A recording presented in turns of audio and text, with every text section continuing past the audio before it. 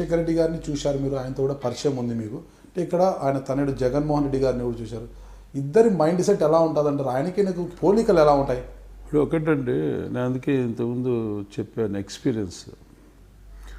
Experience ఉన్న చోట ఏ పదవులు లేకున్నా హ్యాపీగా కాలం గడపచ్చు. ఎక్స్పీరియన్స్ లేని చోట ఎన్ని పదవులు తీసుకున్నా చేసినా కానీ కూడా దానికి సంతృప్తి అనేది ఉండదు. ఎప్పుడో ఒక చోట ఎక్కడో ఒక చోట అసంతృప్తి అనేది ఉంటుంది. ఇప్పుడు రాజశేఖర రెడ్డి గారికి ఈయనది పోలిక ఏంటంటే, ఆయన డక్కా ముక్కి తిన్నాడు, కింది నుంచి పైకి వచ్చాడు. ఒక ఎక్స్పీరియన్స్ ఉంది, ఒక నెట్వర్క్ ఉంది, ఒక అడ్మినిస్ట్రేషన్ ఉంది, ఆయనకంటూ పరుగులు తీసే వ్యక్తులు ఉండిపోయినారు.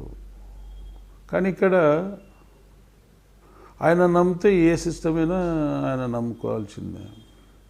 ఇప్పుడు ఫర్ ఎగ్జాంపుల్ వైజాగ్లో కొంతల రామకృష్ణుడు సీనియర్ రాజశేఖర రెడ్డి గారి దగ్గర సీఎం ఇది మినిస్టర్గా చేసి ఎక్స్పీరియన్స్గా బాధ్యతలు పోస్తున్నాడు. ఆయన అపోజిషన్ పార్టీలోకి తీసుకుంటాడు, దాడి వీరభద్రరావు. అది ఎట్లా నేను యాజ్ ఎక్స్పీరియన్స్గా ఇన్ఛార్జ్గా ఉండి అది మంచి పద్ధతి కాదు, ఎట్లా తీసుకుంటావు, రేపు పొద్దున మా పొజిషన్ కూడా నువ్వు తీసుకుంటావా అని కూడా చెప్పాం గట్టిగా. వీళ్ళ తీసుకున్నాడు. ఇక్కడ ఈరోజు ఇద్దరు లేరు.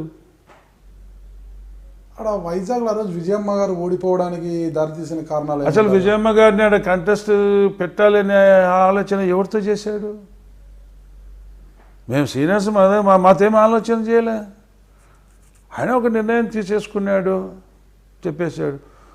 కనీసం సర్వేలో చేసే సబ్జెక్ట్ ఒకవేళ సర్వేలోనే నమ్ముకొని ఉంటే దాదాపు ఆడ 1,25,000 నార్త్ ఇండియన్స్ ఉన్నారు.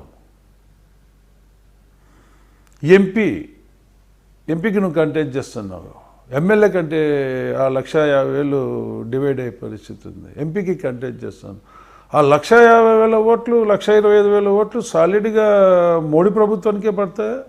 అంతా మార్వాడీస్. ఆ సర్వేలు కూడా నీకు ఇన్ఫర్మేషన్ రాలి. అందుకే నెట్వర్క్ ఫెయిల్యూర్.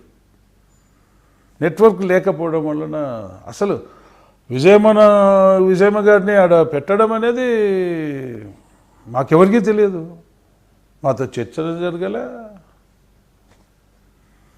ఇంకా సీనియారిటీకి ఏం ఇంపార్టెన్స్ ఉంది అనుకోవాలి మేము. అంటే మీరేమో జగన్మోహన్ రెడ్డి వైఖరి నచ్చకనే వచ్చేసారంటున్నారు. అయితే ఇక్కడ వైఖరి నచ్చక కాదు, పార్టీ యొక్క వ్యవహారాలు కానీ అక్కడ వైఖరి నచ్చక అంటే క్యారెక్టర్ మీద పోతుంది. నేను క్యారెక్టర్ గురించి నేను మాట్లాడడంలా, అతని అడ్మినిస్ట్రేషన్ పార్టీ రన్ చేసే శక్తి సామర్థ్యాల మీద ఒక డౌట్ వచ్చి నేను బయటకు వచ్చాను. వైసీపీ సిస్టమ్ నచ్చాక మీరు బయటకు వచ్చారంటున్నారు. వైసీపీ సిస్టమ్ కాదు, ఆయన మెయిన్ అడ్మినిస్ట్రేషన్.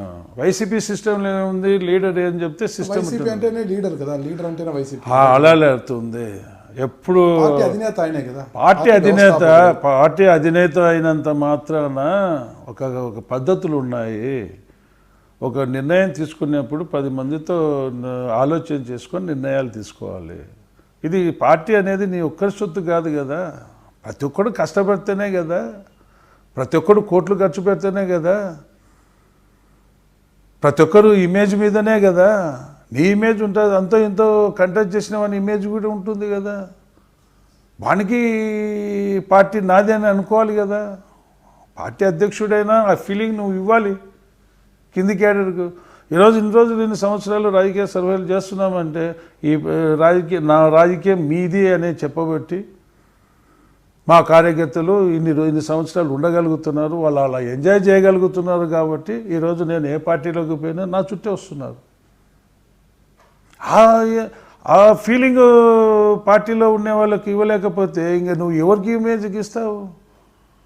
అందుకే ఎప్పుడు అంటారు, నీ ఇంటి ఆలోచన నువ్వు స్వతంత్రునివి. పార్టీ అన్నాక అందరి అభిప్రాయాలు తీసుకోవాలి, తర్వాత ఫైనల్ డిసిషన్ నువ్వు తీసుకో. 10 మంది అభిప్రాయాలు డిఫరెంట్గా ఉంటాయి. ఏ నిర్ణయం డిసైడ్ చేసుకోకుండానే 2 ఎమ్మెల్సీని నువ్వు డిసైడ్ చేసినావు, మళ్ళీ ఎవరన్నా వచ్చి అడుగుతారని ఇమ్మీడియట్గా డిక్లేర్ చేసేస్తేవి. ఇక్కడ మీరు పార్టీలో నుంచి వచ్చేసారు. అయితే అంతకుముందు మీరు కానీ శోభమ్మ గారు కానీ పార్టీలో ఉన్నప్పుడు జగన్మోహన్ రెడ్డిని సీఎంగా చూడాలి, ఖచ్చితంగా చేసి తీరుతామనే ఒక ఆకాంక్ష అయితే శోభమ్మ గారికి ఉండింది. అంత ప్రాధాన్యత, అంత ప్రేమ కూడా ఆ పార్టీ పైన ఉండింది. జగన్మోహన్ రెడ్డి గారిని సీఎం చేసి తీరుతామన్న ఒక గొప్ప సంకల్పం కూడా ఆమెకు ఉండింది. అంటే ఆమె సంకల్పము అన్నీ కూడా ఉన్నప్పటికీ మీరు రావడానికి కేవలం అడ్మినిస్ట్రేషన్ ప్రాబ్లమే అంటారా? సర్వేలు అండి ఇంపార్టెంట్. రాజకీయాల్లో ఈరోజు నేను అడుగుతా ఉన్నా 80% ఆఫ్ ది పొలిటికల్ లీడర్స్ ఎవరు పార్టీ మారకుండా ఉన్నారో ఒక్కరిని చెప్పండి. ఇక్కడ 80%. ఇప్పుడు సంకల్పం వేరు, ఆ సంకల్పం తగ్గ కృషి మేము చేశాం, అది ఇంపార్టెంట్ కాదు. ఇప్పుడు మాకు సంకల్పము ఉన్నా మేము చేసేటువంటి ప్రయత్నం ఈరోజు శోభా నాగిరెడ్డి గారు ఉన్న ఈరోజు ఉండేటువంటి పరిస్థితుల్లో ఖచ్చితంగా ఆమె కూడా వెళ్దామనే చెప్పిండు. ఎందుకంటే I know better than what anybody knows. ఇక్కడ సిచ్యువేషన్ అంత వర్స్ట్గా ఉంది. ఎవరికి పోయి చెప్పుకోవాలి, ఏమని పోయి చెప్పుకోవాలి? ఏమో కార్యకర్తల మీద కేసులు పెడుతున్నారు. నువ్వు వచ్చి రక్షించేవాడే లేడు, వచ్చి చూసిపోతే కాదు కదా, దానికి ఒక కన్సిస్టమైనటువంటి విధానాలను నువ్వు అవలంబించాలి కదా. ఇంతమంది మీద ఎమ్మెల్యేల మీద కేసులు పెడుతుంటే గవర్నర్ గారి దగ్గర ఇంతవరకు పోయి కలవలేకపోయే పరిస్థితి ఎందుకు వచ్చింది? గవర్నర్ గారికి, ప్రైమ్ మినిస్టర్ దగ్గరికి పోండి. Your capable of why. ఎన్నిసార్లు చెప్పాము మేము ప్రైమ్ మినిస్టర్ని కలుద్దాము అని. మీరు పోయి కలవండి, నేను కలవను అంటాడు. ప్రైమ్ మినిస్టర్ నువ్వు కలవడు. ప్రైమ్ మినిస్టర్కి వచ్చి ఇట్లా ఈ విధంగా ఉందని ఎక్స్పోజ్ చేయాలి కదా. ఊరికి ఎంతసేపు ఉన్నా 4 గోడల మధ్యన నువ్వు కూర్చొని ధర్నాలు 2 రోజులు చేసి 3 రోజులు ఎత్తేస్తే ఎట్లా? ఒక ఎమ్మెల్యేల మీద తప్పుడు కేసులు పెట్టి ఇది జరుగుతూ ఉన్నప్పుడు నువ్వు ఢిల్లీలో పోయి ప్రధానిని ఎందుకు కలవలేకపోయినావు? ఇట్లా జరుగుతుంది అనే మీడియా మొత్తం కంప్లీట్గా నేషనల్ మీడియాకి ఎందుకు తేలేకపోయినావు?